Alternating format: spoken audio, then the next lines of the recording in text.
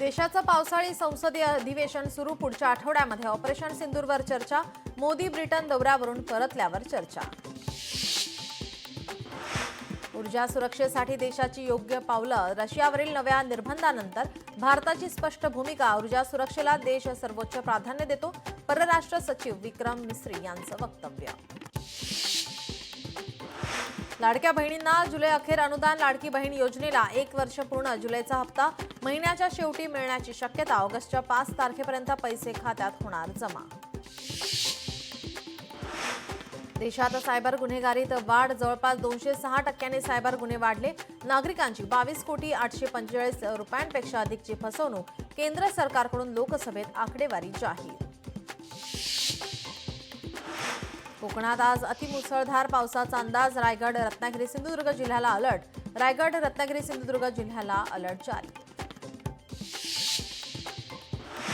सिंधुदुर्ग जिल्ह्यात पावसाची संततधार सुरू जिल्ह्यात 25 जुलैपर्यंत पावसाचा ऑरेंज अलर्ट पाऊस कायम राहिल्यास पूरस्थिती निर्माण होण्याची शक्यता अमरावती जिल्ह्यातील घरकुलांना मोफत रेती वाटपाला वेग आतापर्यंत 7,710 लाभार्थ्यांना रेती वाटप केल्याचा दावा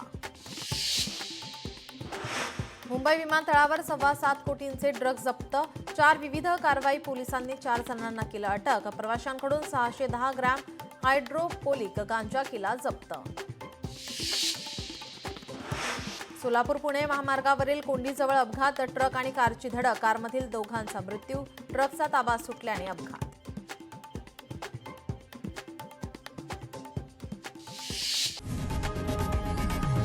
लोकशाही मराठी ऐका पहा जागरूक रहा।